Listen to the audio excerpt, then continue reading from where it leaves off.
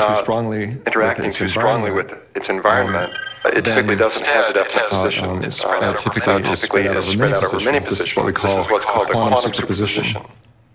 Quantum objects behave as if they can be and they can do several things at the same time. Electron can go through two different slits at the same time. This reminds me of Yogi Berra, who said, when I get to a fork in a road, I take it. These radical ideas showed just how much quantum superpositions challenge the classical notion of reality. But these ideas troubled many scientists, including Erwin Schrödinger, who realized that if superpositions could be amplified to the everyday world, they would lead to bizarre predictions. To illustrate this point, he conceived a Gedanken experiment. A Gedanken experiment is a thought experiment, that is, an imagined scenario that helps us to focus on some conceptual issue.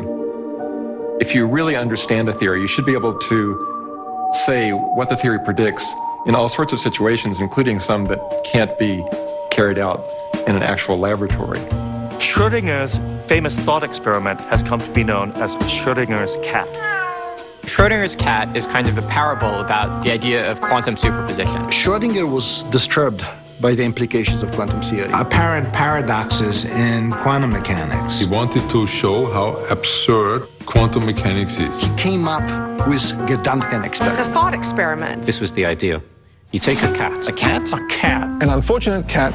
And you put it in a box. Completely isolated from everything on the outside. In this box as well is a hammer and a beaker Filled with cyanide. And there's also a control mechanism in the box, which is controlled by a single atom, which can radioactively decay. Now, when the atom decays, The detector activates the hammer. the vial will be broken The cyanide will be released. And that is going to kill the cat. and the cat will die.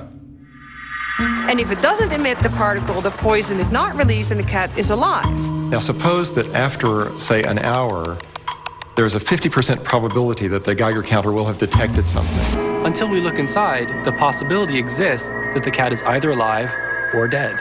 And if we believe quantum mechanics, then the cat at that point is in a state which is simultaneously dead and alive.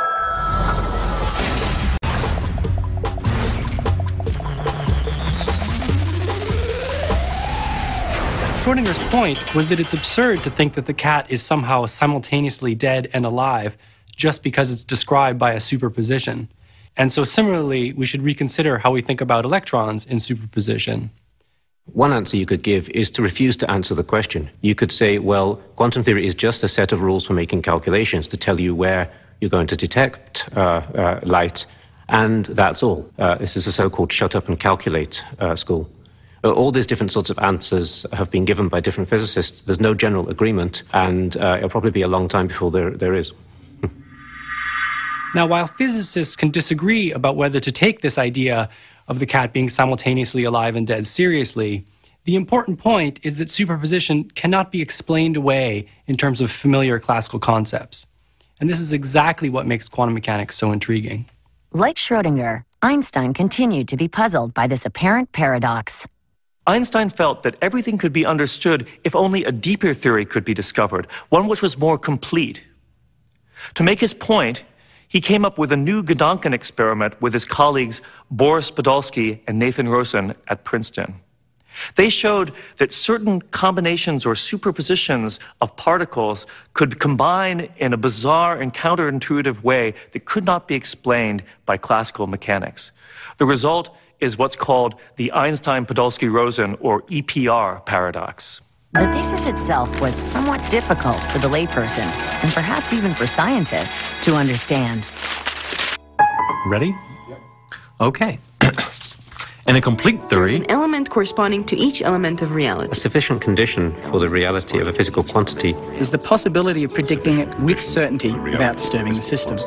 Then either one, the description of reality given by the wave function in the quantum mechanics is not complete, Or two, these two quantities cannot have simultaneous reality. One is thus led to conclude that the description of reality as given by a wave function Is not complete.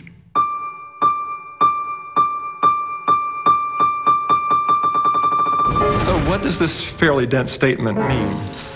According to quantum mechanics, it's possible for two particles to be so tightly intertwined that they form a single system in which neither particle has a quantum state of its own. What Einstein, Podolsky, and Rosen said is, okay, let's take a pair of particles like that and separate them very far, maybe light years apart.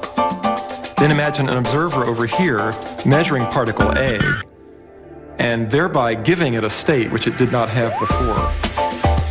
The key point is that when that measurement is made, it also determines the state of particle B, a state which, according to standard quantum mechanics, did not exist previously.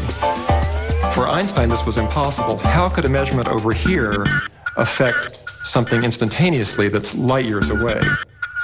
So he and his collaborators concluded that the state of particle B must have existed previously, and therefore that quantum mechanics was incomplete.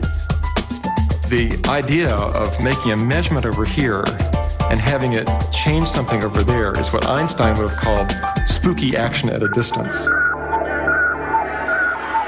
Einstein believed that the world should be ultimately knowable, that there should be a reality out there. And quantum mechanics defied that.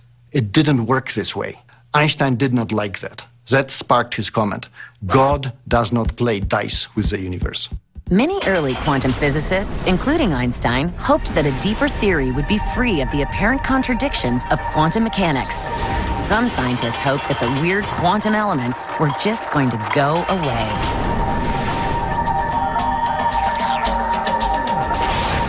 After Einstein had introduced in 1935 the concept of what he called spooky action at a distance, it was the Austrian physicist Erwin Schrödinger who named this phenomenon in German Verschränkung and in English entanglement. The point is that Verschränkung is a better way to call this. Verschränkung is something like this, a very strong, well-defined connection. While entanglement sounds a little like spaghetti, not very well-defined. Suppose we think of two entangled particles as a pair of dancers. If the dancers can't see or talk to each other while they're dancing, it is possible, though difficult, for them to remain in sync. They can do it only if they've pre-rehearsed which dance moves to follow and so on. Einstein hoped that the properties of entangled particles could be described in the same way, that the correlated way in which the two photons react to any possible measurement could be explained by having the measurement results predetermined. But Einstein was wrong. We now know that entanglement is a connection between particles that's stronger than any that can be shared using classical physics. These quantum curiosities, of which entanglement was the oddest, puzzled researchers for over a quarter of a century. In 1964, Irish physicist John Bell designed an experiment to actually test what Einstein thought was impossible.